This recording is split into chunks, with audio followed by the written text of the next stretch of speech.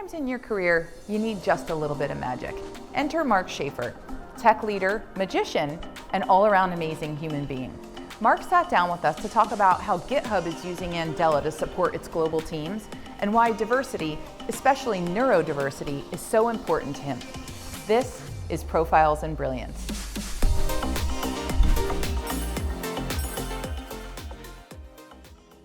Mark, thanks for being here today. It's great to be here. Tell me what your job is, but explain it to someone who's not in tech. What do you do? My job is to help drive and grow the expansion of GitHub's products and services through our partners all around the world. So what does an average day look like for you? An average day for us is meeting sometimes with our partners directly, where we're talking about how we're going to market. Sometimes we're talking directly with customers and providing feedback on working with partners and how that's growing and expanding their business or helping them to adopt our products even further. So if we were to zoom way out, back up, and I were to get the highlight reel of Mark Schaefer's career, give me the highlight reel, 3 pivotal moments. I think the first moment will be, I was privileged to work with a CIO that I really respected and really taught me the importance of being your true authentic self, bringing the best to yourself at work, and always being a constant learner versus a constant knower. My second moment was working as the first technology director at Microsoft and then transitioning into the first customer success leader at Microsoft, where there was no playbook for success. There was no plan for us. We really had to build the plane as we would fly it, I would say. And then probably third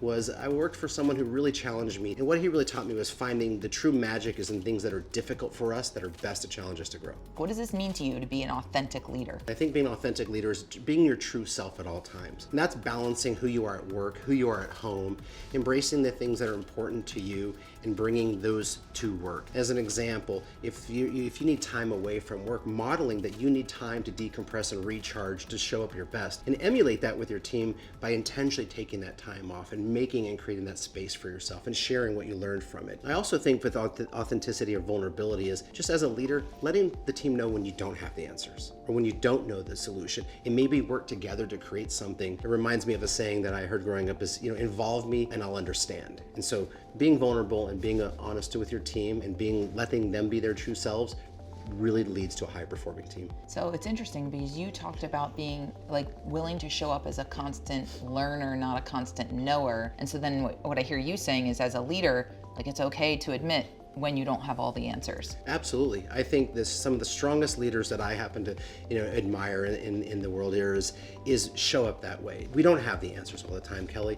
And when we don't, we show and give permission to our teams to also show up that way. And really what that does is creates a sense of trust and authenticity in a team that allows each other to lean on one another more, to really grow together. And it reminds me of that, you go alone, you go fast, go together, we go far. And so that's just kind of, I think, once you give that permission or that culture, it can be infectious. You also talked about taking on roles where you were the first, right? Yeah. So tell me what that's like. As a leader, you're stepping into this blank space, this blank canvas, white space. Yeah. What is it like to build when you don't have a playbook? Well, at first it can be a bit nerve-wracking, right? But I like the challenge. Really, at that point, you kind of look around and find out fundamentally what could success look like, the art of the possible. And then you assemble a team around you that's willing to take that journey with you, and realizing that there might be failures, and as long as we're failing fast and we're learning from it, but really celebrating those incremental small wins, Kelly, because sometimes it's a long vision for success, but we forget that sometimes it's about the journey, not just the destination. And when we're building something that doesn't have that playbook or that recipe for success,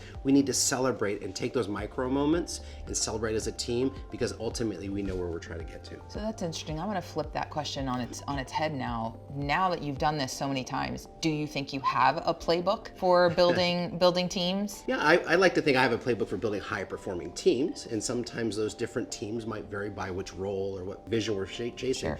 But I actually do believe that I've found a way to build highly successful, highly performing teams with a great culture throughout. Well, where you're bringing your authentic self, you're modeling vulnerability and curiosity? Yeah. Curiosity and also just diversity and diversity of thought. It's really critical that when we're building teams, particularly here at GitHub, for instance, as we try to emulate our customers, we want, and whether it's in a culture in a different country, speaking a different language, or how they operate in business, building a team that has very diverse experiences, diversity of thought, diversity of energy levels is really, really critical, because then we balance each other to create ultimately a well-performing team. Does Andela play a role for you in that, in building the diverse teams that you just talked about? Absolutely.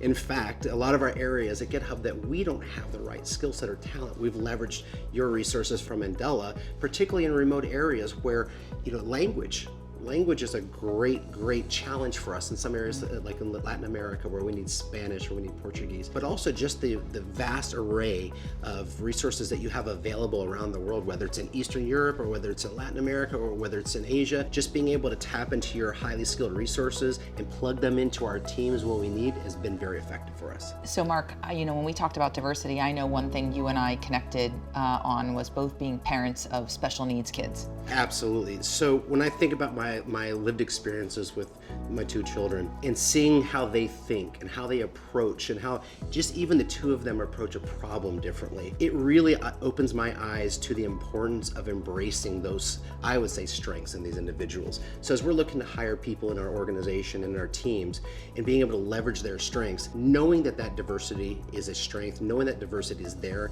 enabling that employee to feel very empowered to share what his or her strengths are, really allows us to put in a position to where not only are we diverse from culture and experience, but we're diversity of thought and how our brains work, which ultimately makes us a better team all around. Talk about bringing diverse perspective and also the freedom to bring your authentic self to work. Absolutely. With Absolutely. safety. Psychological safety and just being able to be truly who they are. And once somebody feels embraced, they become the best person they can be for your team.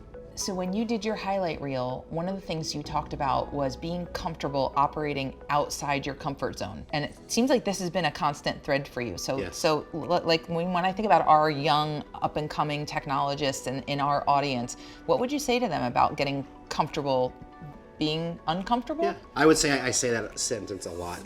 I want my team to be comfortable with being uncomfortable.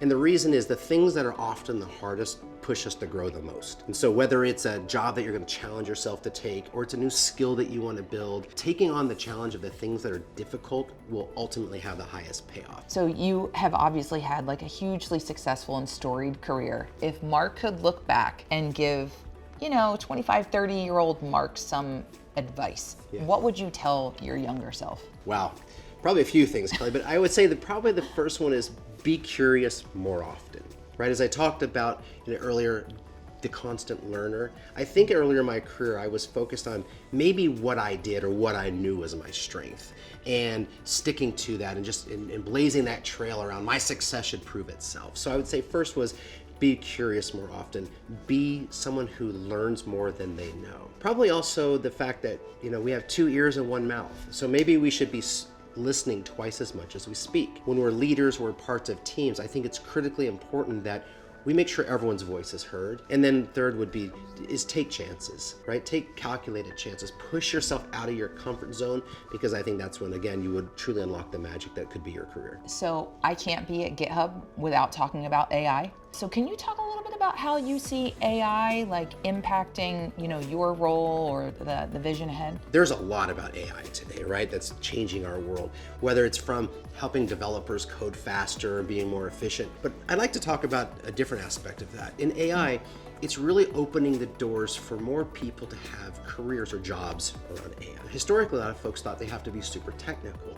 And with AI, I think it's going to change how we're teaching children in school. When we think about developing the careers of the future, the smart young men and women that are going to be coming behind us, it's going to be taught different in school. For instance, this concept of prompt engineering, right? I like to think of AI as just an additional tool in your tool belt. It's not replacing me, it's not replacing you, Yes. but if I really know how to ask the right questions and I know how to command the right results, it's only going to make me more of an important asset to any company I work. And so I really think that when we look at AI, that's going to be something that we need to be cognizant of, is how do we train the workforce of the future to really embrace this strong technology? How do you leverage the tool? It's a Abso- powerful absolutely. tool. How Absolutely. do you wield it? Yes. Obviously in tech, hiring talent, the talent landscape is dynamic, ever changing.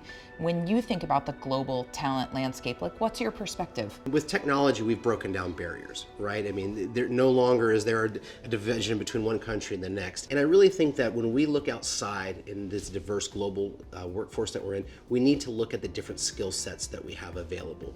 We need to look at those different cultural experiences. We talked about when building high-performing teams. We have the ability to follow the sun support, if you will, for companies like ours ourselves. And then lastly is when we found that when we work and we hire and we work with people in Andela from different countries, that really helps us represent our customer in that space as well. And a lot of times people want to see themselves in the people they work with. So if we're working with someone in Africa or Latin America or Asia or Europe, having people there that understand the culture, speak the languages, and really can show that we're representing that environment, I think is critical in how we embrace the global workforce. All right, so Mark, we're gonna do lightning round. Okay. Quick questions, quick answers. We will start with ask permission or ask forgiveness. Permission. Are you a wake up early or stay up late? I am a stay up late person. Okay. If you were gonna write a book, what would the title be? Find magic in everything you do. Oh, that fits for you. Okay, and do you have a hobby? I have many hobbies, yes. Probably my favorite hobby would be magic. Tell me a little bit about more of that, because you're being very modest, but I actually know that you have been on America's Got Talent. And now I continue to do magic. I have been, if you see America's Got Talent, and I've cruised ships and I've traveled all around the world doing magic. And it's just something that's still near and dear to my heart. Helps me stay creative. Before we go, can you please do a magic trick for me? Yeah, I can, absolutely. Okay. So, I want to show you the very first thing I ever learned in magic. And it was from my grandfather. And he always carried a dice around. And it was always something he was interested in. And he always told me that rolling a die gives you unknown answer, just like life. You're gonna go through and you're gonna take chances, you're gonna roll the dice, as they say, and it's gonna give you a different outcome. But understanding how to read those signs or read those people that you work with, those close loved ones or your coworkers, is really important. So I'd like to kind of show you how I mix that with magic. So if you could, just take that die, and I want you to place any number face up on the table. I'm gonna look away, I'm not gonna look, and we're gonna see if I can kind of read you, okay? Let me know when you have a number face up, place it on the table, cover it up with your hand. Let me know when you have a number. You got it covered up? I do, and it's covered. All right, so now I'm gonna attempt to figure this out by asking you to stare at my eyes. I'm gonna say 1, 2, 3, 4, 5, 6, 6, 5, 4, 3, 2, 1. But what you didn't realize is because I said I'm looking at your face, much like when I'm talking to Floyd, I could see that you're thinking about the number 3. Could you show us this? Now, we'll do it one more time, just because we can. Do me a favor. What? I'm gonna turn it. I want you to choose a different number, same number, whatever you want, Okay. but just go ahead and let me know when you have that number. Cover it up. It's okay. I forgot to cover it up. All right, it's covered. All right. So now if I tried the same thing, you know what to expect. But just like life, sometimes it's about our interactions, our touch points at work. Or could I influence you? You might think I'm looking at your face, but before I turned around, I said, watch, we're gonna do this again. And I flashed the number 5 to your eyes 3 times. It makes you pick the number 5. Could you show us? Absolutely. So there you go. Just a little something for you. Oh my gosh. Hope you enjoyed it. This brings me back to my grandfather, who's no longer with us, but I do this trick every time I do magic, just to remind myself that there is power in believing in magic in our day-to-day lives, both inside of work and outside. And I keep it with me all the time. Oh my gosh, I love it. Thank you so much. No What problem. an amazing end to a great discussion. I really appreciated getting to know you better. You as well. Thank you.